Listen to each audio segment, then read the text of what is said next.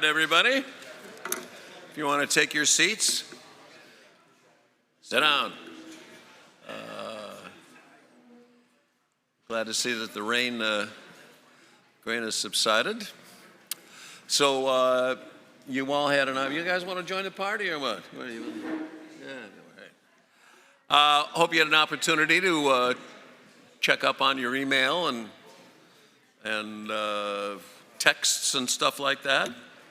Return calls. I actually used the break to check in with my parole officer as long as I had the time. Aren't those ankle bracelets a pain? Oh, man, I just wish they could make them more comfortable, but maybe next time around. So anyway, if you need a cup of coffee or a little snack, just feel free during the course of the afternoon to pop over. It's still available over there for you.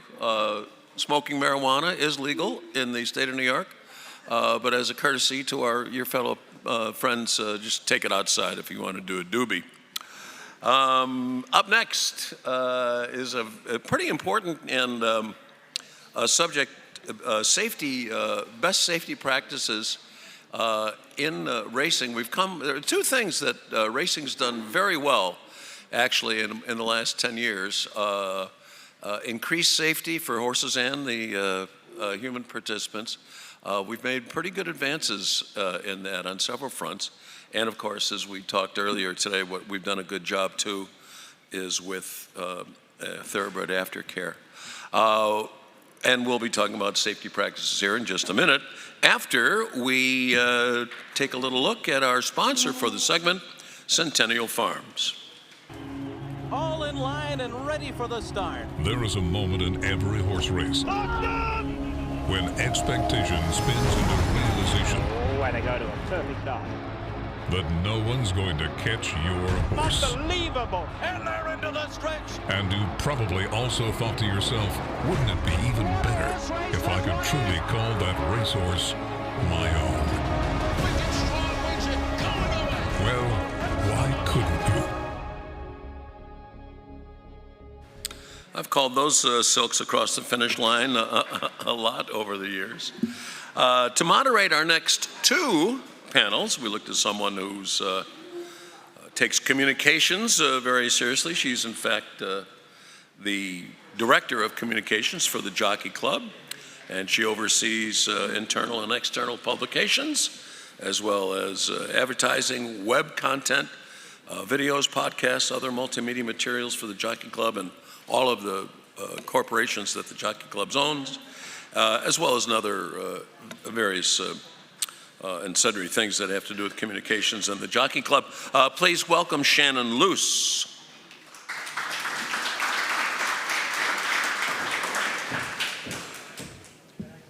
By the way, she's not, I can tell you that she asked me before, she's a little apprehensive, I think, before, and she said, you know, I wish I could have a podium like you so people couldn't look at me twitching my legs and moving my hands around and whatever.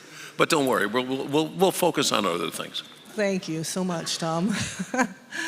It's very nice to be here. I know I see so many faces that I've seen before over the years at these conferences, and a lot of new faces, which is great, because I think this is a really informative and interesting conference to be at, and we need more owners, so thank you for being here. As we all know, the safety of our horses and jockeys is paramount to our sport. We can't get everyone in this industry to always agree on things. That's pretty hard to do, but safety is one of the things, the rare exceptions that we can all agree on. We must do everything possible to ensure the safety of our equine athletes and our jockeys. Today we'll hear from some of the men and women who are on the front lines of implementing safety best practices in our industry. Our first panelist is an internationally respected equine veterinarian who serves as Keeneland's Vice President of Equine Safety. Please welcome Dr. Stuart Brown.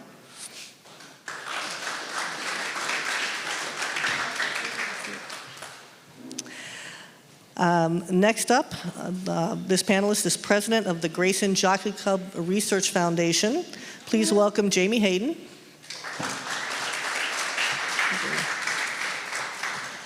And our next panelist is a Senior Vice President of Racetrack Operations at NYRA. Welcome, Glenn Kozak.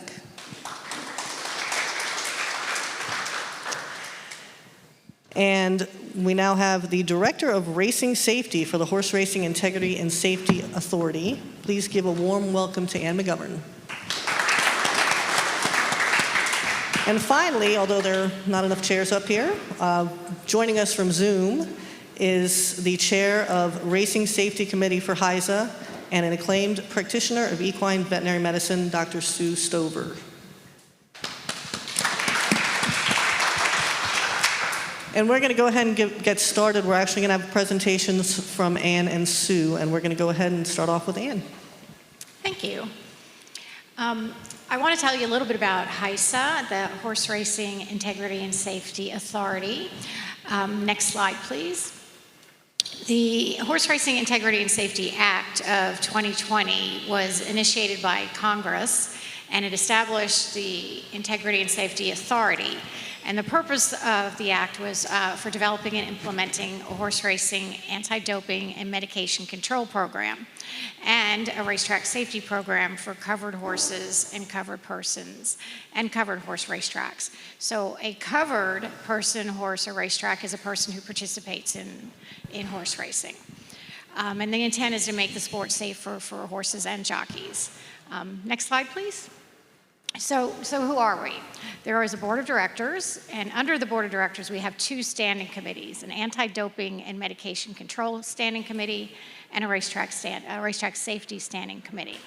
The anti-doping and medication control committee are working on their rules and regulations now. Some of them are posted on our website, and you can look at them there, and we are looking for public feedback. So please, if you have an interest in that, take a look at what the rules are, go to our website, and if you have comments, feel free to send them in. The committee would love to hear them. The Racetrack Safety Standing Committee has already presented the rules and regulations, and they went into effect July 1st, and that's what I'm going to talk a little bit about today. Next slide, please. And I'll be talking about the components. Next slide, please.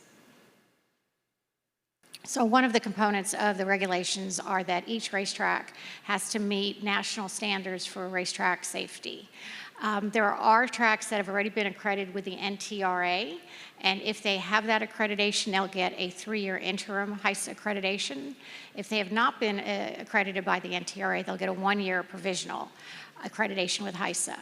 But they all, even though they have provisional and interim accreditations, they're still required to meet our reporting requirements. They have to show a good faith effort to be moving towards our standards, and we will have accreditation teams visiting those tracks. Let's see. Oh, and we do have the authority. Should a track not become accredited by HISA, that track can be sanctioned, and their racing signal could be prevented from being sent out of state. So there's an incentive there for racetracks to work hard with us. Next slide, please. So another component is veterinary oversight. The committee feels really strongly that preventing injury is the best way to keep horses safe and jockeys safe. We've increased the amount of post-race screening and post-race testing. Pre-race inspections are now required, and we have national uniform standards for removing a horse from the vet's list, which includes a horse must work requirement, and the trainer and the attending vet must attest to the fact that this horse is now sound. Next slide, please. We also have developed uniform claiming rules. There are many states that had a void claim rule and many states that didn't, so that's now a national standard. If a horse dies or is euthanized on the track, comes back with a positive test, or has bled or is unsound within an hour of finishing, that claim may be voided, which means if you were claiming the horse would go back to the original trainer if any of those things happened. If you're the original trainer, then the horse would obviously go back to you. And it's really meant to encourage trainers to give horses enough time and encourage them to give the time off and recuperate from smaller injuries. Next slide, please. We also have uniform surface maintenance and measurement standards. Each track superintendent is required to send data to HISA every year, depth, moisture content, material content. We will go in and do geometry and slope testing, cushion and base evaluations, and the intent is to optimize consistency amongst racetracks, knowing that there are regional differences in each track. Glenn can tell you that it gets cold here. I live in Texas, and we don't have to really deal with freezing temperatures every day, so that has to be considered as well.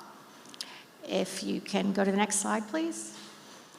The committee also feels really strongly that continuing education in horse racing is important, not just for owners, but for veterinarians, stewards, trainers and assistants, the folks that work on the track, outriders, starters. There's something to be learned every day, and there are requirements now for all of those folks to maintain certain continuing education credits.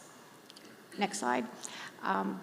A big portion of the regulations focus on jockey safety. We already know that 50% of jockey injuries are due to horses that have fallen or have an incident on the racetrack. If we can make those injuries go down, then we automatically reduce the number of jockey injuries. We also have implemented concussion deterrent and management programs, and we'll be hiring a national medical director that we will support and monitor human safety efforts amongst all the racetracks. Next slide. Next one, please. So what does that mean to you as a potential owner? Anybody who is participating in thoroughbred racing is considered a covered person, and the Act requires that you register with HISA. It's painless. It's a one-time registration. There is no fee involved. We just want to know how to communicate with you and let you know what's going on with the rules and regulations. Any horse that participates in thoroughbred racing is a covered horse and must be registered. And any racetrack that runs covered horse races is considered a covered track, and they must also register with us. Next slide, please. HISA is technically a regulatory body, but where our approach has been that, we're all in this together and that we all want racing to survive and thrive and be as safe as possible for both the horses and the jockeys. So I think if we all work together, and HISA can be a real positive influence in the sport, and we are looking forward to moving on and see how things go. Thank you.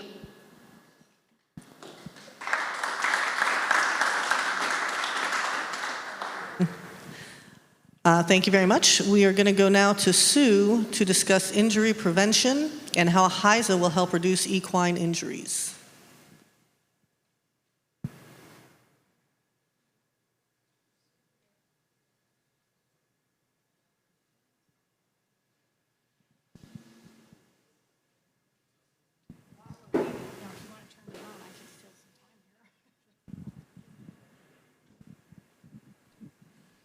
Good morning. Can you hear me?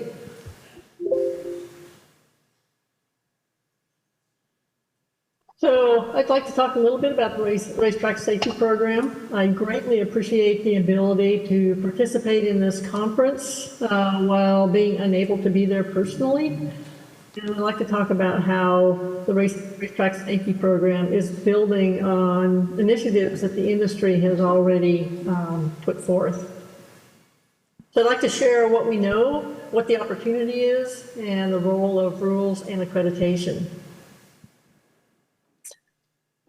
Fortunately, catastrophic musculoskeletal injuries are a rare event.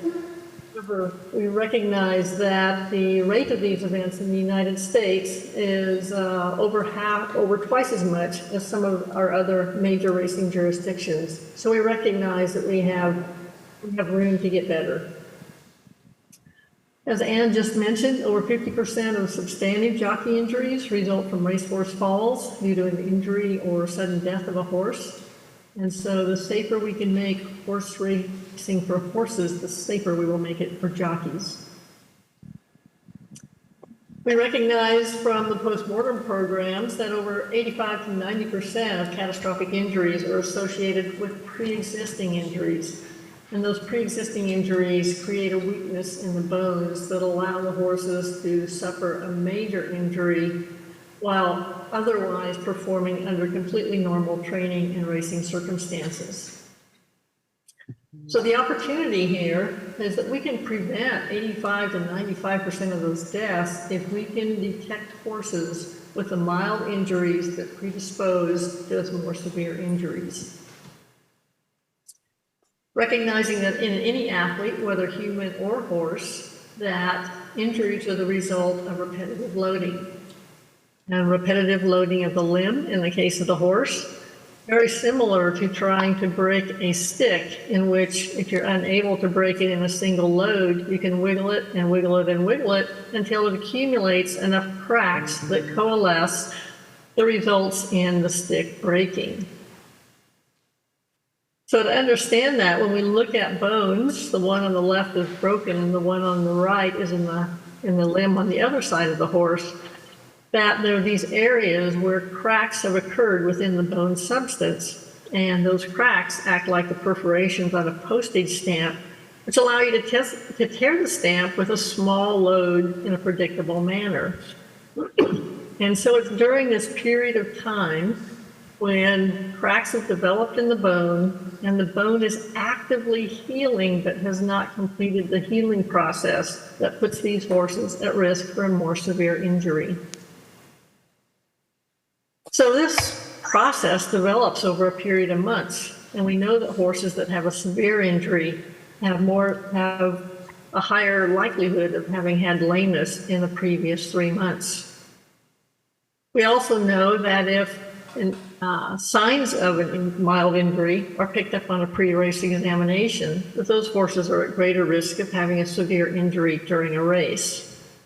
And so it's for this reason that we've enhanced collaboration of veterinarians with trainers in a number of opportunities: pre-race examination, post-race observation, training observations, after a claim, and for the vet's list removal, in order to enhance the ability to detect horses that may have a subtle problem that could worsen over time.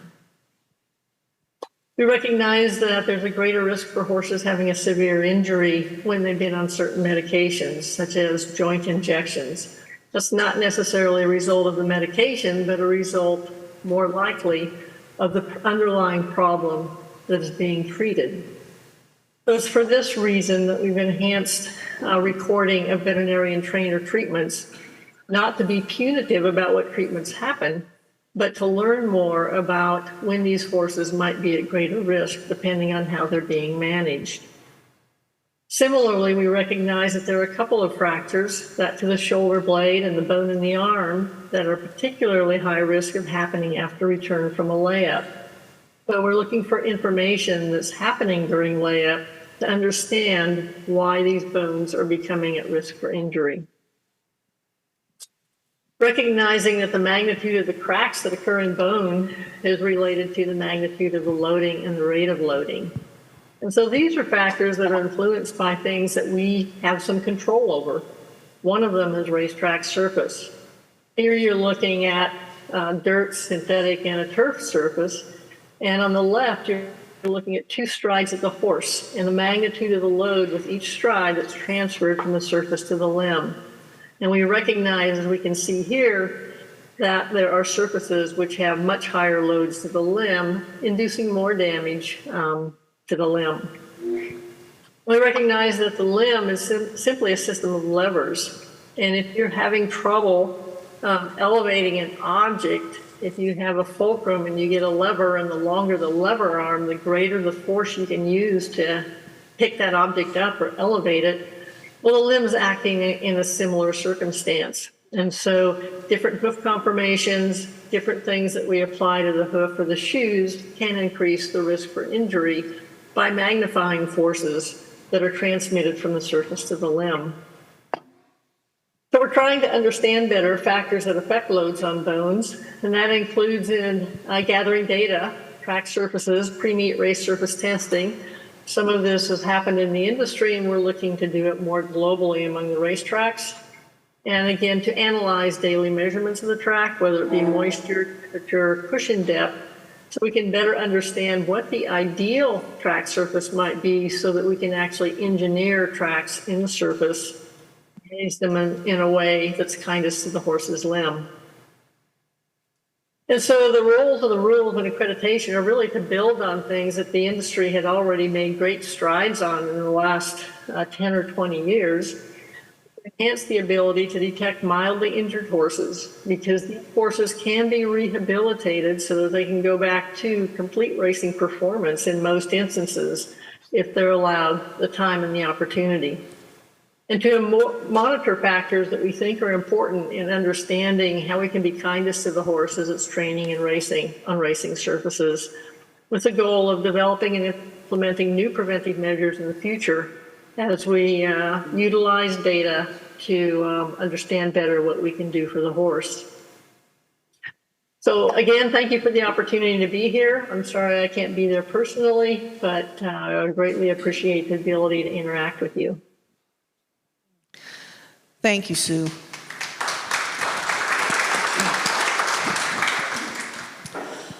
So now we're going to talk to Glenn and Stuart about the safety measures planned and implemented at NYRA racetracks and at Keeneland Racecourse. Glenn, you oversee the racetrack here at Saratoga, Belmont, where I think you just drove here from, and Aqueducts. Can you talk about the challenges of maintaining safe racetrack surfaces at all the racetracks and some of the safety policies NYRA has implemented recently? Sure. Thanks for having me, first of all. But I think one of the things at NYRA that we've tried to do, and have been fortunate in the 13 years I've been here, is to continue to make the improvements in the surfaces and the advancements required as technology develops. And, you know, I go back to when I started here, when things were just kept in a notepad and you'd write down, like a day like today, we got an inch of rain, it's sunny, 85 degrees and windy. But the technology now, we've got 2 weather stations up here at Saratoga, one on each side, measures the wind speed every 15 minutes, measures the temperature, evaporation, a bunch of different properties that help us to maintain, including what we've gone through with this little heat streak that we went through the last 3-4 days here. Heat index, wet bulb, temperature, just to be able to monitor what we have for the horses. But in addition to that, it's also how we take care of the track. So, you look behind you, we had 1.25 inches of rain so far today, and the improvements and the advancements that have been made in these surfaces and these tracks with improving the base material, improving the drainage, trying to make the tracks as consistent with one another that we have between Aqueduct, Belmont, and Saratoga. And each one of them has a little bit different property that you have to deal with depending on the time of the year that you operate, and also the amount of horse traffic that's up here. And what we go through on the turf up here, because I think what's really evolved in racing over the last 5 to 10 years is the influence of turf racing and how much more turf courses are getting used throughout the industry. So, one of the safety or maintenance aspects that we've done at Belmont, also here at Saratoga, is widen the turf courses to get additional running lanes, because it's just something similar to like whether it's a golf tee or what you deal with divots on a golf course. The horses that do the damage on a turf course, our best day on turf racing is opening day for the course. But we're very fortunate that we've got a very, very strong crew that's able to maintain them, put the courses together, and keep them in tip-top shape. And, it's a ton of labor, it's a ton of oversight, a ton of maintenance, but again, it's also the equipment and the technology that's advanced. Now there's sensors out on the turf courses. Our superintendent is able to see what the moisture content is on the turf course, not just going around with a probe and doing 8 or 10 different spots, but actually to see how the rain that we just got, how it actually wicks through the profile of the surface. Because getting a rain like we just received with 1+ inch of rain, how much ran off, how much goes into the surface, all dictates how the course is going to be on Wednesday and what steps we'll take to be able to race on it on Wednesday. So we do a ton of data collection, as both Ann and Sue pointed out, just to be able to look at retrospectively how the course has reacted or how we maintain it, We use 4 different testing companies. We don't rely on just one testing company for the results on both our profiles out on the turf as well as our profiles on the cushion for the tracks. As I pointed out, the surfaces and the consistency of the cushion for the summer tracks, meaning Oklahoma, this main track, the Belmont main track, and even the training track at this point of the year is very, very close. We actually import materials from downstate or materials from upstate that we use at the tracks, so that way when the horses transition from one location at one of our facilities to another, they're running on a very similar surface. In the wintertime, it does change a little bit at Aqueduct and our Belmont training track. Those are 2 facilities that operate through the dead of the winter. We have to maintain them throughout that time period. And while we do that, we add a little bit more sand to it just to be able to have the maintenance, and we use a little bit of salt, even just regular road salt. So all the myths that you used to hear about underground heating coils at Aqueduct and everything else, it's certainly not the case. It's just tractors driving around 24 hours a day maintaining that track. So those are some of the challenges, with what we deal with, trying to have these things as consistent as possible. And then the drainage that I mentioned, this track never used to drain before we rebuilt it the way it does right now 3 years ago. So NYRA has made the investment in the surfaces just because we know how critical that is. You see safety rails at our 2 training tracks, a new safety rail on this track. Aqueduct as well has a safety rail, the collapsible turf rail that we have on this course. Again, all the things that we can do to try and make things as safe as possible and bring us to the next level of racing. So as HISA gets rolled out, for NYRA, having a lot of the industry's best practices, it was a easy transition for us. And it's worked very well. But there's always more to do, and I think that's, as just alluded to, was down at Belmont this morning. We took all the cushion off of the training track, and this is something that we do on all our surfaces. Take the cushion off, screen the cushion each year, examine the base. We're redoing some work on the 2 turns on the Belmont training track. That got completed today, so that cushion will go back in. We'll have testing done on the compaction of the surface to make sure that with ground penetrating radar that the cushion, or not the cushion, the base is set up and established the way we want. We'll put material back next week, and then we'll have Dr. Peterson in to do some testing on that. Then we'll open up for training.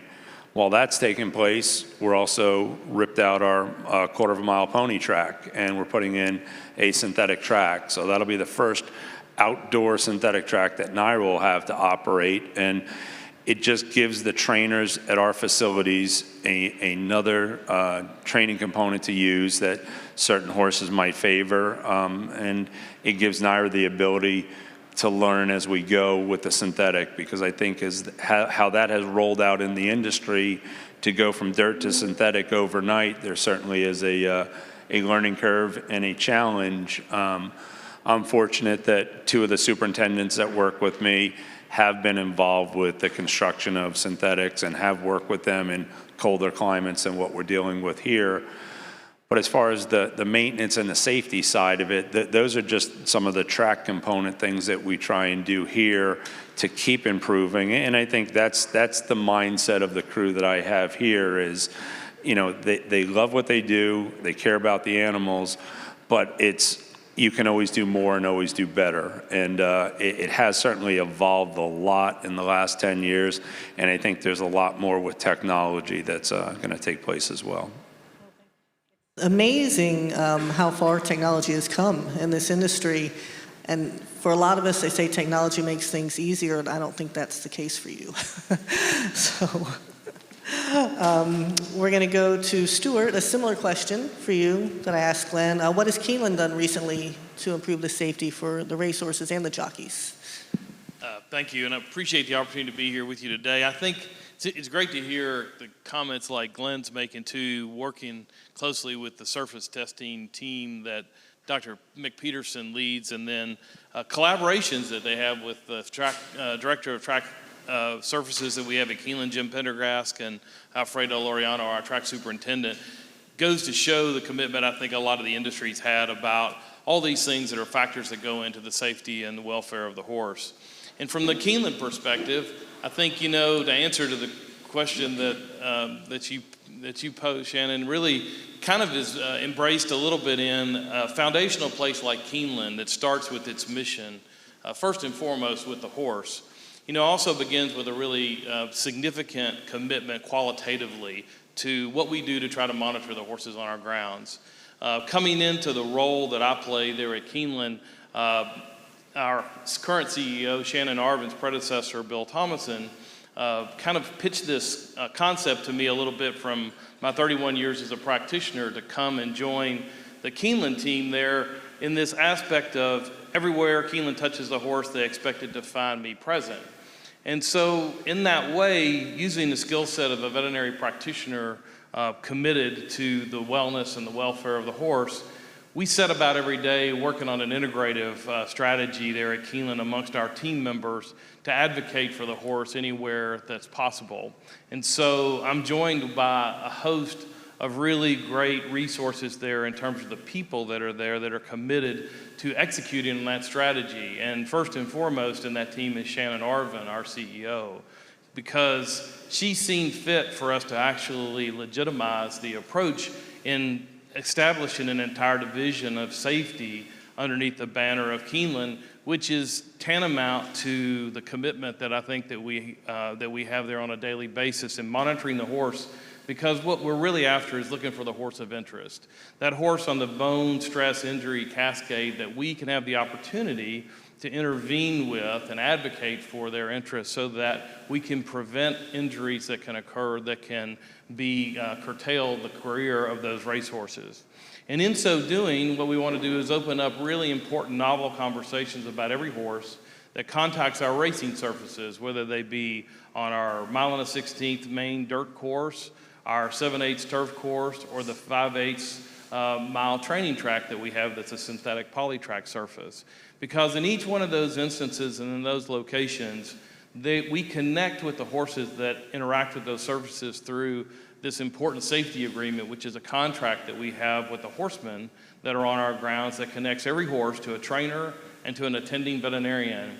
And the contract itself is sort of built along a lot of the information that we've derived from the equine injury database, thanks to the great work of the Grayson Jockey Club and the research that's been applied there to look at the various epidemiological factors that we can look at as potential signals for risk factors to horses that could be exposed to potential injury.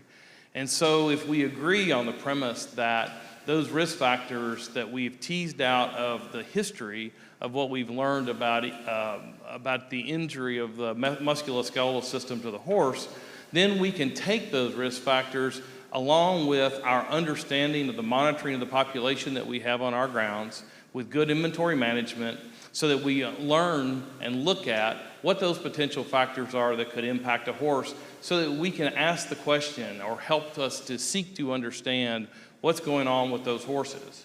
And for me, a lot of times that's having those good novel conversations that exist around horses with the practitioners that care for them and the trainers that are responsible for their welfare every day.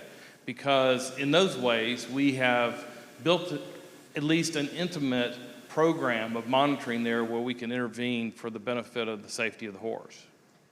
And this is for both of you, kind of what you were just talking about. Maybe we can get a little deeper into it. Give the audience an idea of what measures are in place at your racetracks to inspect horses prior to racing and what you do during workouts to identify the horses that are at risk. So, one of the things that happens with respect to the safety agreement that we have at Keeneland is we build stuff around different factors, for instance, like 120-day layoff periods and things like that we initiate that before horses can have speed works on the tracks, we require an evaluation, by either myself or I'm joined with the racing safety officer there at Keeneland, Dr. George Mundy, to make sure that we are comfortable with the return of that horse for speed works on our tracks.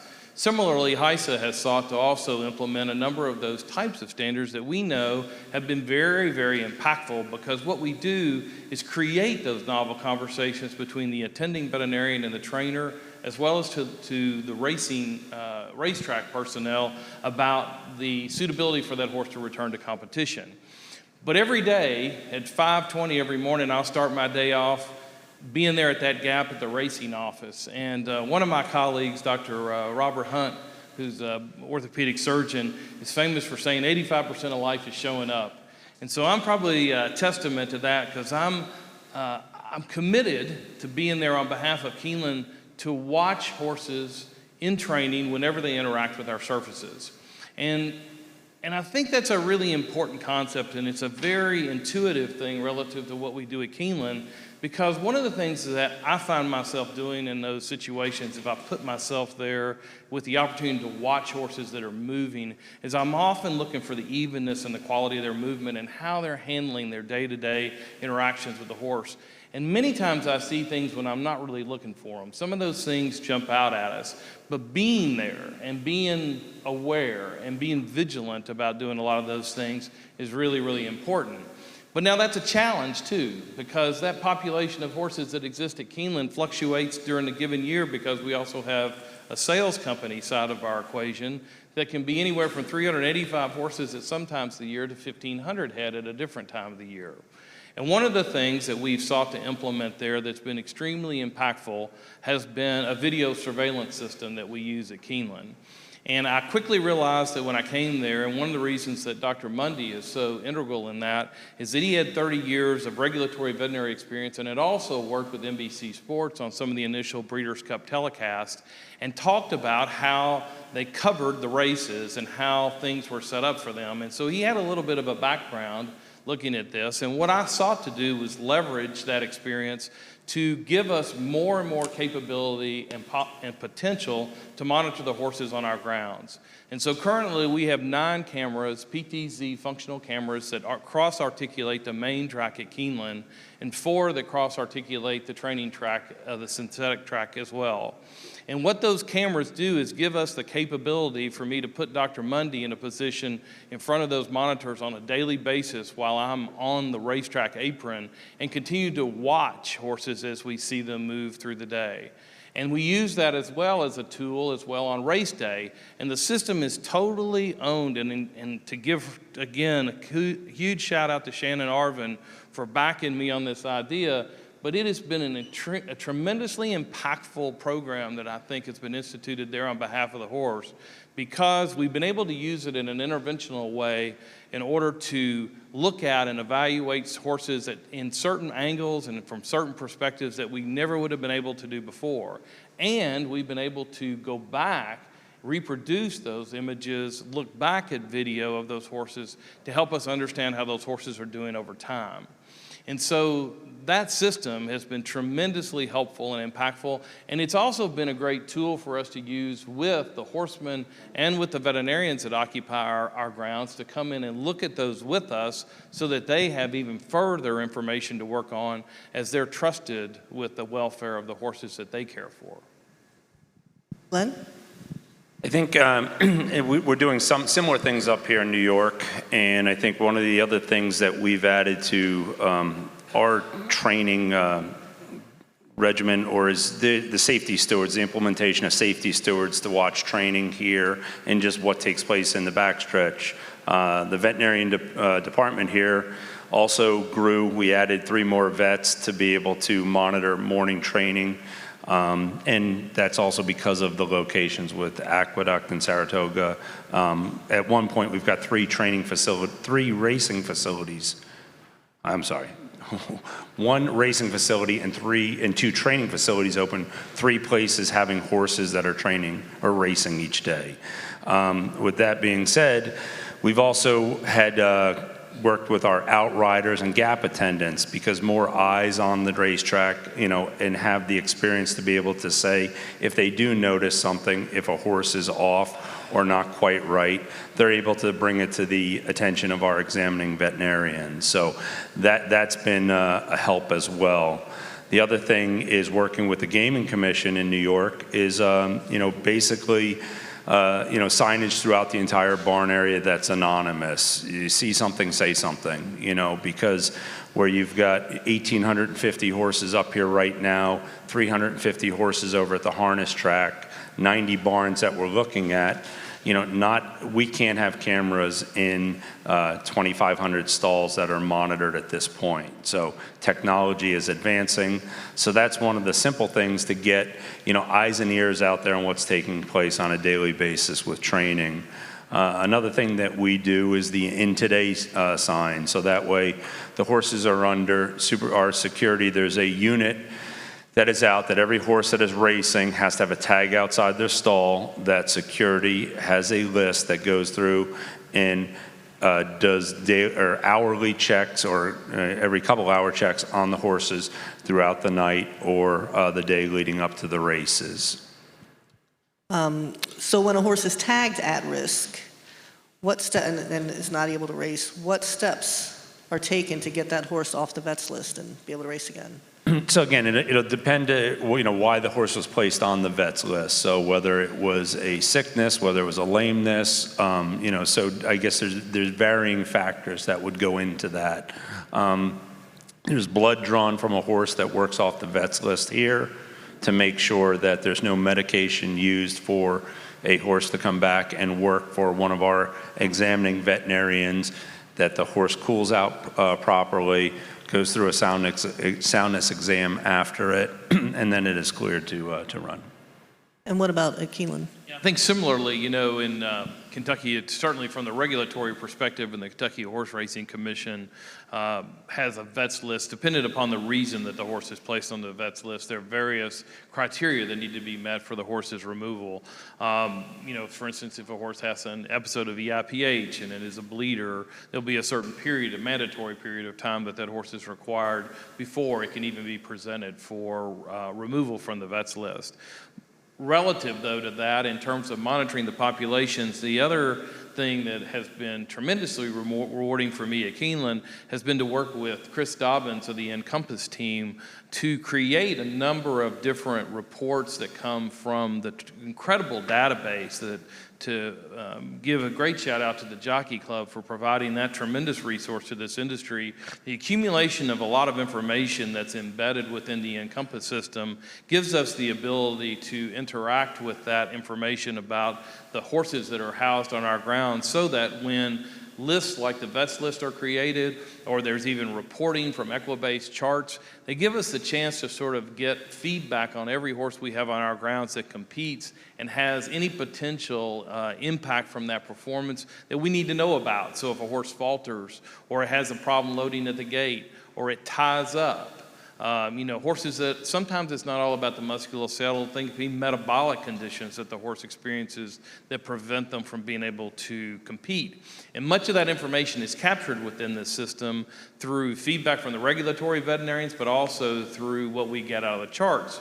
And so one of the ways we can go in and kind of satisfy ourselves relative to what's going on with those horses and to understand where they should be on those lists is to go and have those conversations with the practitioners responsible for their horses to understand what diagnostics have been done. Have there been radiographs performed? Are there ultrasound exams that have happened?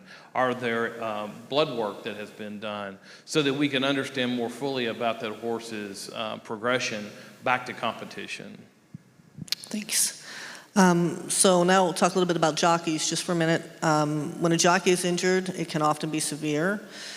And jockey safety has come a long way with protective vests and new helmets. What else can be done to help protect jockeys from injury? Start with the starting gates. Starting gates have been reworked with additional padding. We've worked with the safety rails, as I mentioned earlier, with both the turf and the dirt rails.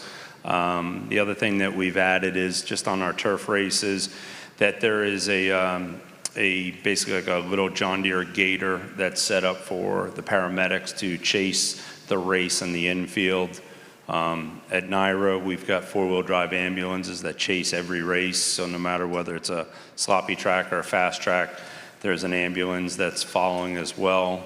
The improvement of medical, and I know just working with our medical provider, all the jockeys' medical history is in the Chase ambulance. So if the ambulance has to transport the jockey, they have full electronic files of each of the jockey's information.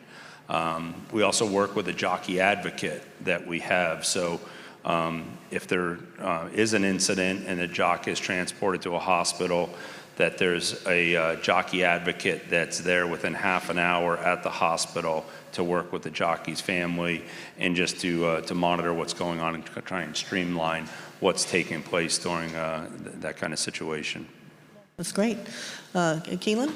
Yeah, so similar to what Glenn's pointed out here, I think one of the things that those things indicate too is that we look for a lot of successful outcomes by the ability for us to respond efficiently and effectively when faced with those situations where there may be a jockey injury.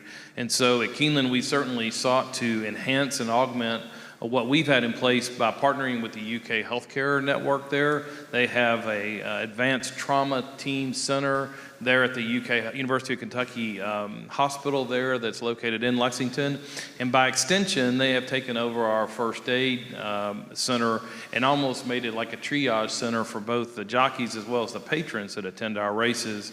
And they keep 6 different teams of paramedics that we put out throughout the grounds that are there on race day that are in various places, our chase vehicle as well as in other transport vehicles located around the racetrack as well as on the backside of the racetrack on a converted ATV to allow us to have the ability and the capability to respond as effectively during injury. One of the things that I would like to highlight that has been a really unique opportunity that we pursued, and life's all about relationships, and when I took this job, one of the relationships I had in working with the Gluck Center there in Lexington was with the chairman of the Gluck Center, David Horohoff, there at the time, but introduced me to a former master's student of his that was involved in immunology at the time named Dr. Kimberly Tumlin. And Dr. Tumlin works with the UK Sports Medicine Rehabilitation Institute and had a horsemanship background. And the UK SMRI has been one of those places in our industry that has really sought to advocate for rider safety. The University of Kentucky has also made a very similar commitment across a number of institutions. But Scott Lephart and Mark Newman that are part of those institutions have worked with Keeneland as well to provide a team of actually analysts that have come out in the last 3 of our race meets looking at what is the load and the intensity of a workday on the typical jockey. And in many ways, they've looked at it in translating the premise that we have that jockey safety translates into equine safety in terms of their wellness in a given workday. And so whether they did morning workouts on the day that they rode races, or if they rode in the first race through the 9th race, or if they shipped them from a West Coast location to ride 3 races on our race card, they have sought to instrument jockeys that are at our racetrack who have been tremendous about participating in this program and to be tested with accelerometers or whatnot between races to understand about what happens to them in the course of their day and how that impacts reaction times and their wellness. And so it's been really interesting work. It was an idea that, to Dr. Tumlin's credit, that she came and presented to us that we thought we would try. It actually wound up being a grant that's been funded.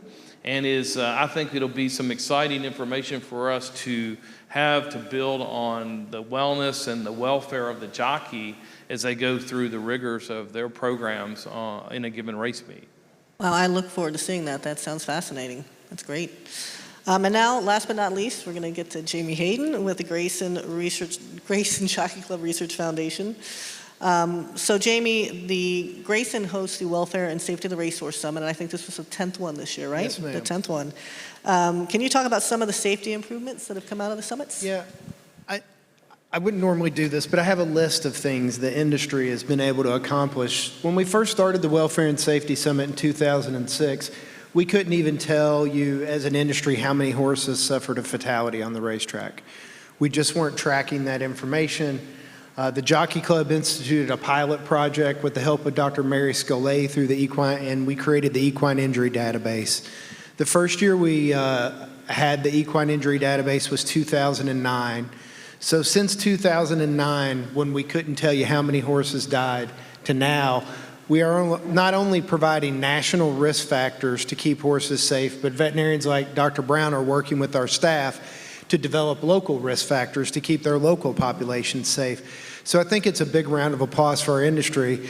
And when I read the list, I think you'll know even more about why we are excited that the industry has adapted a culture and environment of safety, and you can really show.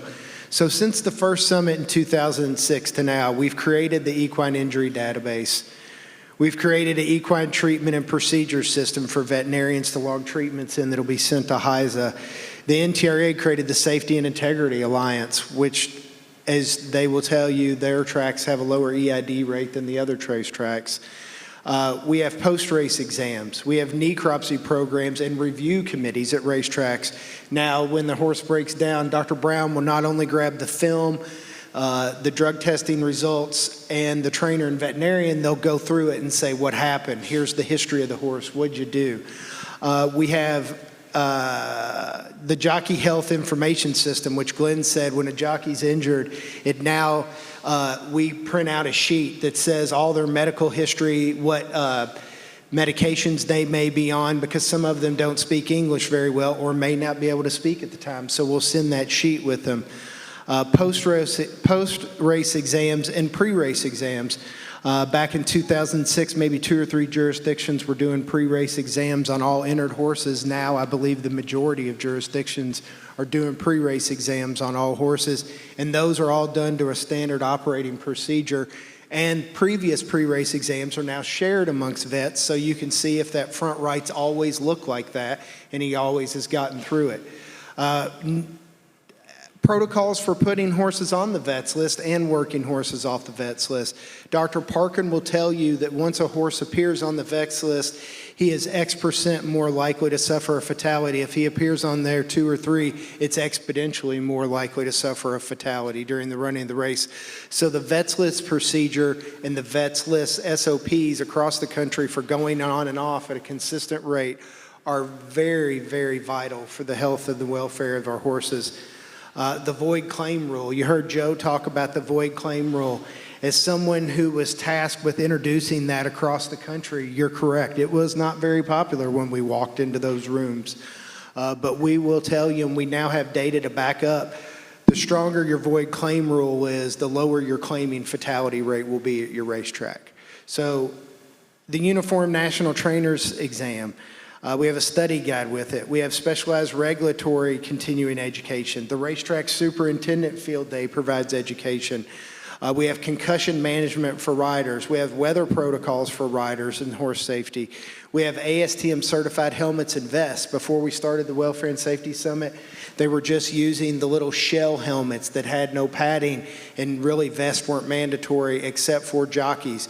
Now vests and helmets are mandatory for all people mounted a horse on a racetrack, including D. Wayne. He got used to it, and now he wears a helmet. This is safety. This is an environment. This is culture.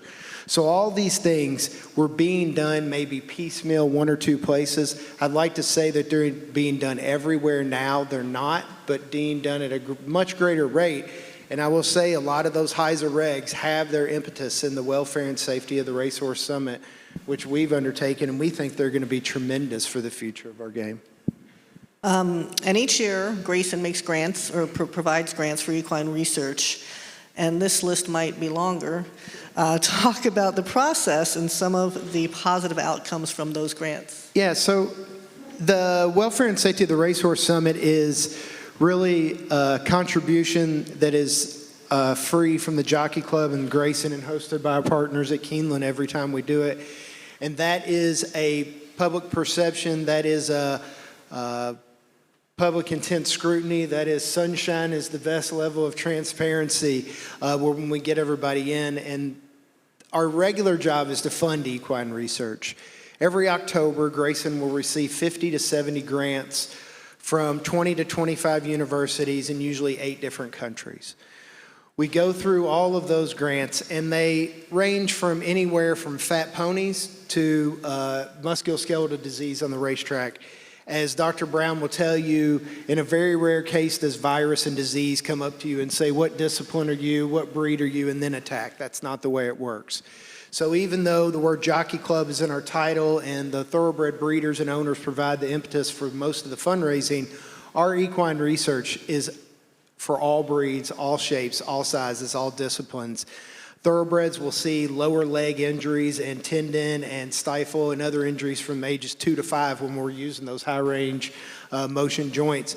Show horses will see them from 5 to 20 when they're using them. Herpes virus attacks no matter what. Rhodococcus attacks foals. So we'll evaluate all those grants, we'll boil them down, we debate score, and then we'll get a list of fundable grants that we'll send to the board. This past year, in 2022, is our 8th straight year of funding over $1 million worth of grants. This year we funded 15 total grants and 3 postdoc awards for a little over $1.6 million. We have 2 permanent postdoc awards provided by Lucy Hamilton for the Stormcat Award and the Klein family for Elaine and Bertram Klein. And the reason we do those is because we want young scientists to continue studying in the equine world. We want to make sure that we have researchers coming up behind Dr. Stover and those researchers that are going to undertake the equine study. Since the horse is not in the food chain and is not a domesticated animal, the research falls to private institutions like ourselves. And if we're not going to fund it as an industry, it's just not going to get done. And how do you? So the way we do that is we fundraise. Constantly we're out, we sponsor 20 to 30 different horse shows a year where we're trying to break into the saddlebred community. The eventing, United States Eventing charges $1 per start, and then they fund a project each year with us. Sudden cardiac death's big with them. We have one at Minnesota they help fund. Probably our crown jewel recently is the introduction of PET scans. In 2019, to our knowledge, nobody had ever PET scanned an equine. We got a research project from UC Davis, and they said, we'd like to try this modality on horses. We think we're going to find something. And we said, go at it. We don't know what you're going to find, but let's go do it. So they did it, and it was a very laborious process with not sedating the horse, but anesthetizing the horse, turning him over on his side, bringing in the huge PET machine, and then running one limb about 45 minutes. But what they were able to find is bone bruising at the bottom of the cannon bones inside of the fetlock apparatus that we're never able to see with any other modalities. So now they came back in 2019 and they had a new product which was the same PET scan, but a breakaway ring where we could mildly sedate the horse and do all 4 limbs above the knees in 45 minutes, the same that it took us to do 1 limb. So we improved that technology in 4 years, and I'd like to tell you what a tremendous success it is. By the end of this year, we will have 8 of these PET scans installed in North America, from 2 in Southern California, 1 here at Saratoga and Root and Riddle, 1 in Lexington at Root and Riddle, 2 in Florida, and then another one at Penn. And then Australia at the University of Melbourne is going to put a machine in there as well. So in since 2019, we went from never PET scanning a horse to this year having 8 machines to use on our athletes.